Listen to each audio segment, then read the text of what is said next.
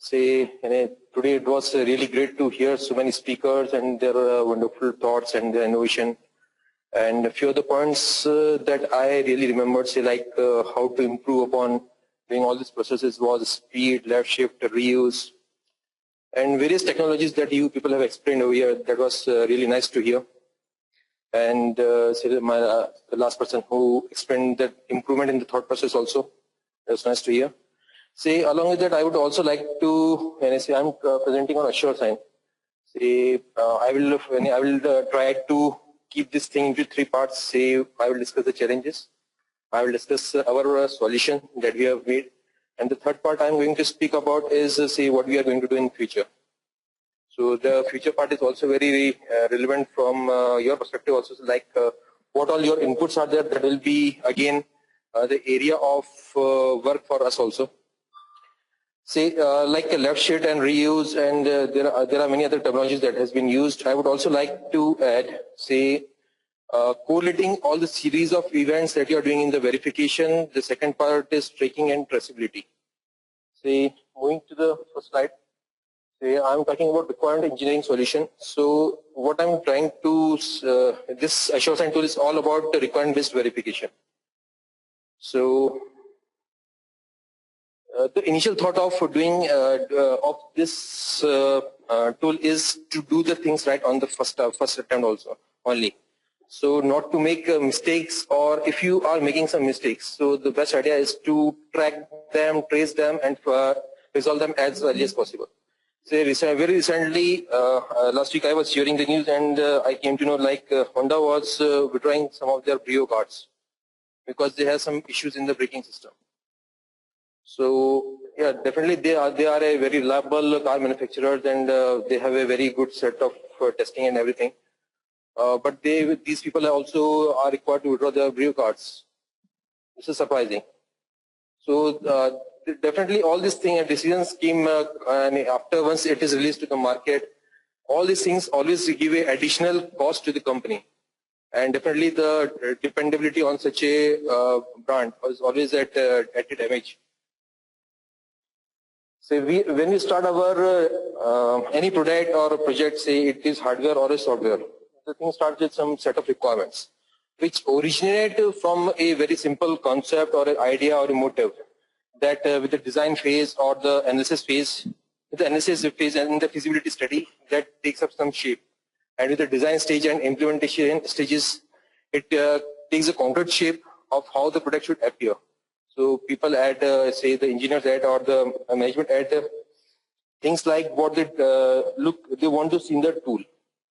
Some desirable features, some behavioral aspects. So on the top over here, product requirement document. It is coming from somewhere.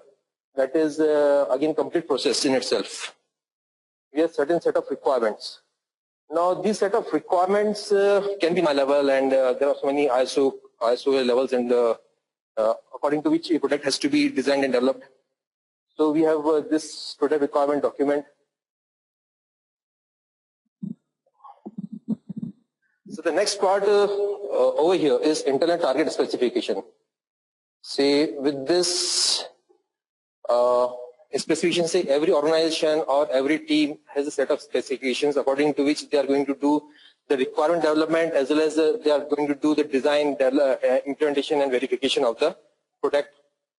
And along with that, there are certain safety concepts also. Safety standards means every product needs to adhere to certain set of standards before going to the final in the hands of final customer.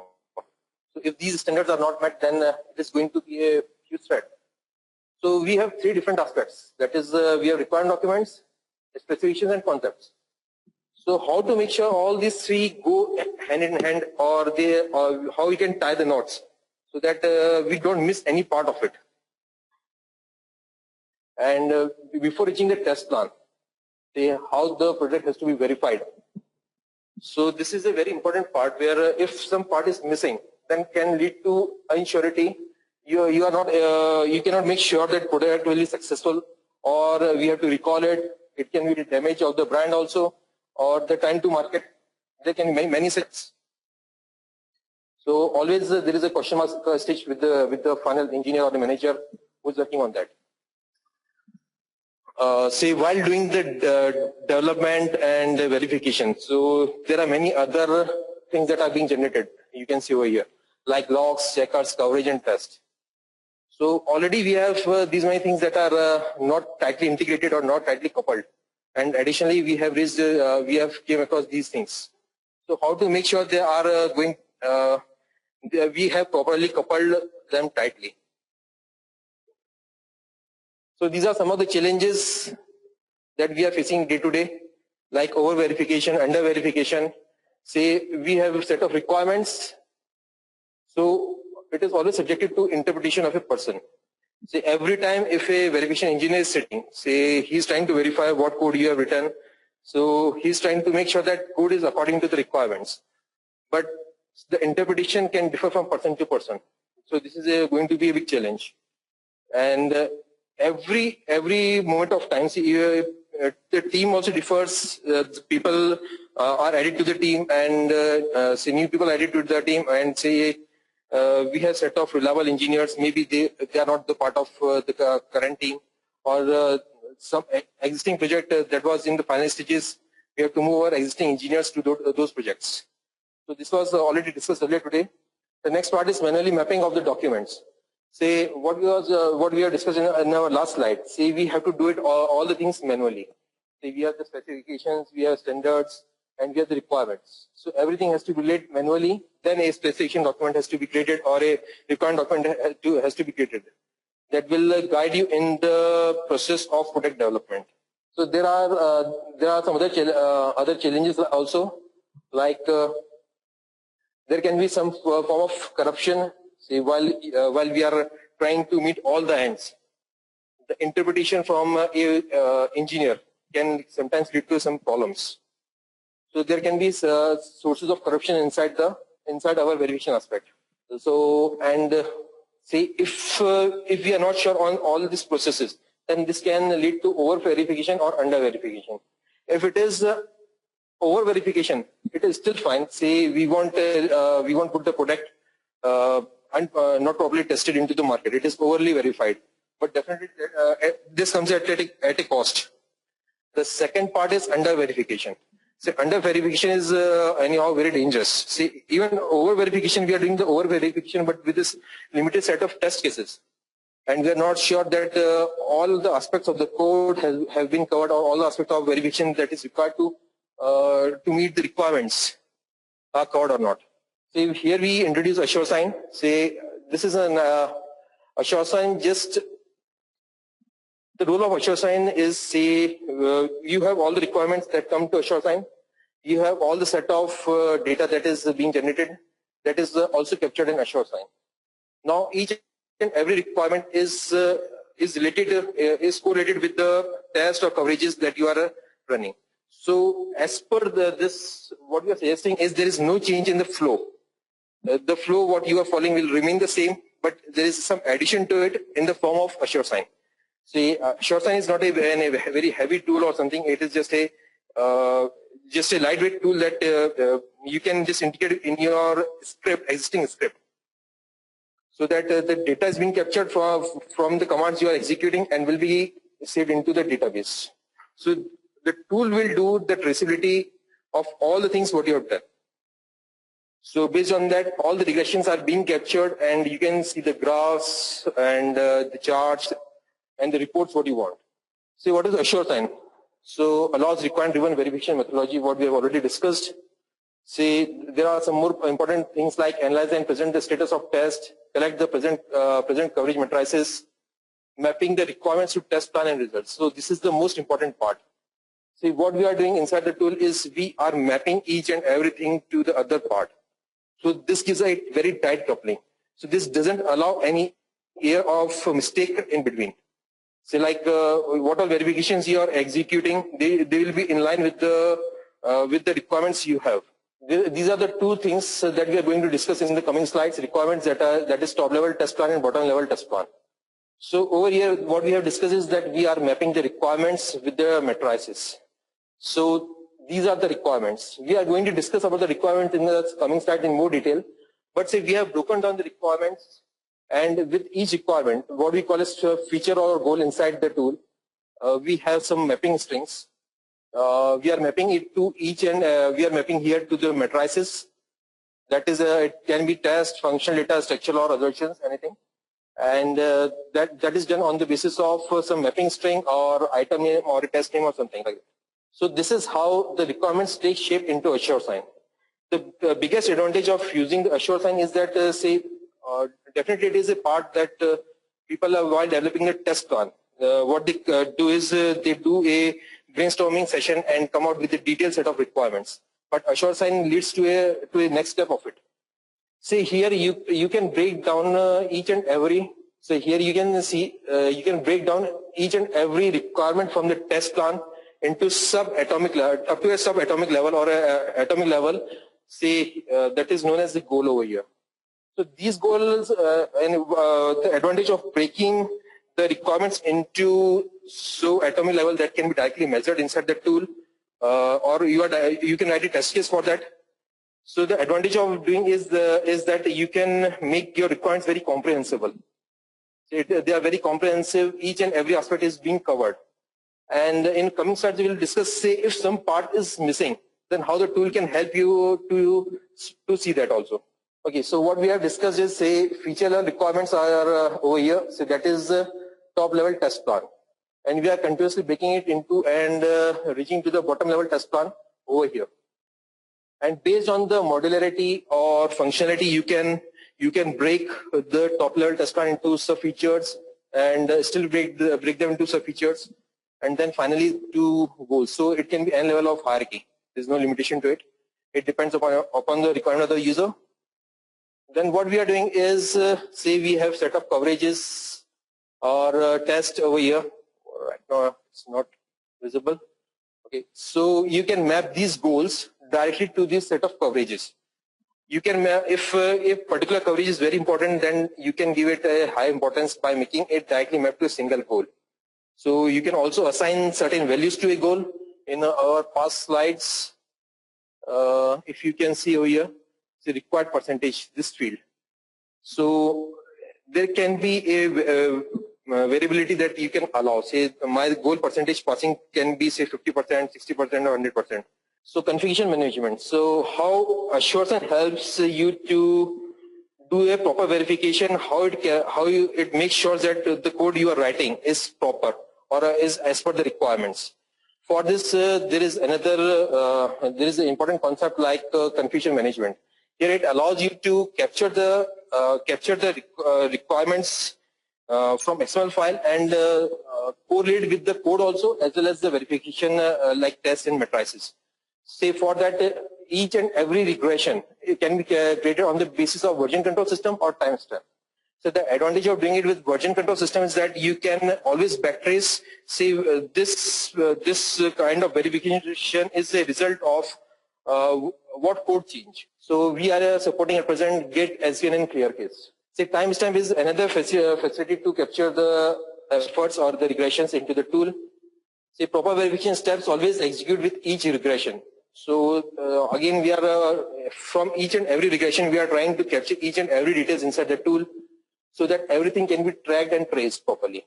Apart from this, project provides you the graph and milestones to indicate what is the current status, how healthy the project is at present, and based on that you can make the decisions. And the tool provides you a very important component by the name of graph. Say it will plot the graph that is matrices against regressions, or it could be timestamp also. That is date and time. So here, say if you can see, there is a peak, there is a dip. These are the very key indicators inside the tool. Say if there is a certain peak, you can see a peak inside the tool. So this is a good indicator that something, some changes that you have made into the code has given a certain jump inside the verification process. So you can always look them. And another thing, there is a dip. So this is always a very important part. Say if there is a dip inside the graph, you can see with it is relevant with which regression. Say it is relevant with 85 number of regressions. So you can just go into the details of regression and can see what change in the code has led to this dip in the graph. say once you click on a particular regression, the information, this is dummy information, but say the tool will show you the details like the tag number and the files that have changed in the source code. So this will help you to backtrace, say what all files have changed from the past regression to this regression.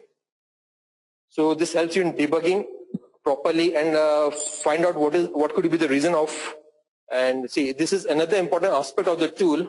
Over here, I think you can see mapped, unmapped, mapped and unexecuted, unmapped and unexecuted. Say these are this is basically the part of the analyzer. Say inside the tool, see, analyzer provides you the complete summary of each and every regression and the health of your project also. So when you're talking about the mapped, see it tells you, say each and every requirement is mapped to some matrices or test. So by default, if everything is going fine, then all the things should that is in all executed should fall in this section also. Means that every requirement is properly mapped to matrices and the test. So there is nothing that is going outside or that is not unmapped tab. It means that there are certain test cases that are either executed unnecessarily, that are not relevant with the requirements, or the requirements are not comprehensively defined.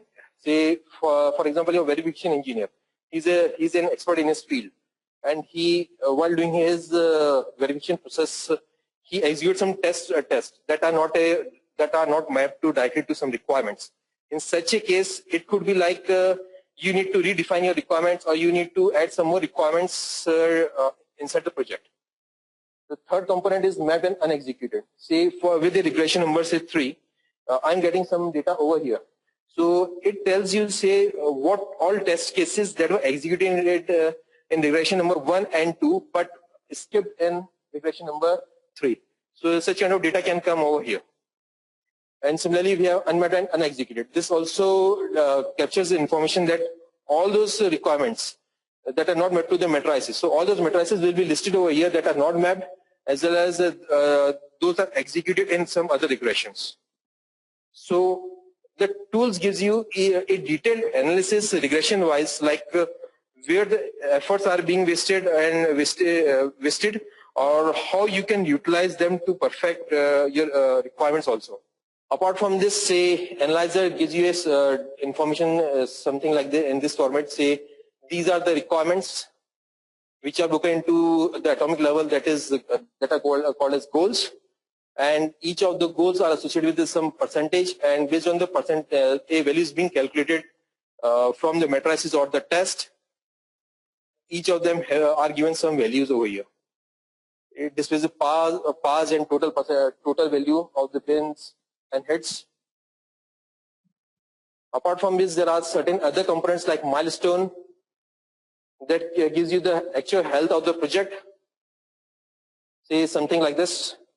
Say over here, milestones are user-defined significant events. Say what we mean from this, say while running your project, you have identified certain stages. Like if my project has crossed 25% of stage, then I will refer it to my manager for his approval or something. And if say it reaches say 90% or above, then it is ready for sign off. So you can define significant events for the project. Additional details like regression wise, you can compare each and every regression. Say what has been added, what has been deleted between the regressions, what all changes are there. This can be done based on matrices as well as on the basis of requirements also. So you are seeing the requirements from the matrices view, and you can see the matrices from the requirements view also. So both these are available. Say these are some other features. The first is multi-user access. So this is based on the definitely the client-server technology. That is, multiple users can work together, and they can work from any part of the world onto the same database. So and along with this, another benefit is, say, if you don't need to go to your manager reports, manager can log in and he can see the reports parallelly with you. You can continue your working, he can see the reports. The next is like a support for the UCR standard that we have just discussed in our past. Support for locking requirements for protection. Say if your manager feels that the requirements can now be freezed, and they are sufficiently good for the sign-off. So definitely you can freeze the requirements inside the tool also. Tailor-made report generation for auditing purpose. Support for batch and bulk operations. Say what we have discussed earlier, say you can integrate this tool with any other tool or the processes that you are following.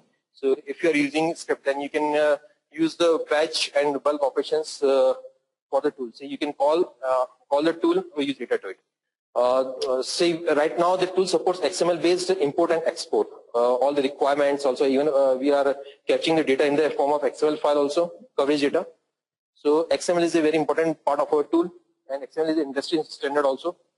Features may be edited, manipulated, and enhanced inside the tool. So this is what we have discussed earlier. Additional important thing about the tool is that internal comments. Say every time, see when you are going through a requirement, you don't need to open the specification document or the details about the requirement. The user who has created the requirement inside the tool, he can give summary or description or some comments inside the tool itself. So when he is running the verification, can always cross-check or to the requirement. There is the three-way analysis can be made. Say the name of the requirement can give initial information. Based on the description, he can find other set of information, and he can also add his comments into the tool itself. Say any other person who is referring to the tool can see that. Other things are like manual sign-off and coverage exclusion that has been implemented. This is another aspect of the tool. Say if you change some of the requirements inside the tool, then what is the outcome? So if there is a project X and that is based on a variant set of requirements, we change it by a little and see the aspect of it. We can see the aspect of it inside the tool towards the end of it. Say upcoming enhancements, like we are going to support the complete web-based interface of the application, 64-bit support, API-based support. Say for more details, you can refer to our counter also outside. And see, this is what we are proposing is a API-based solution.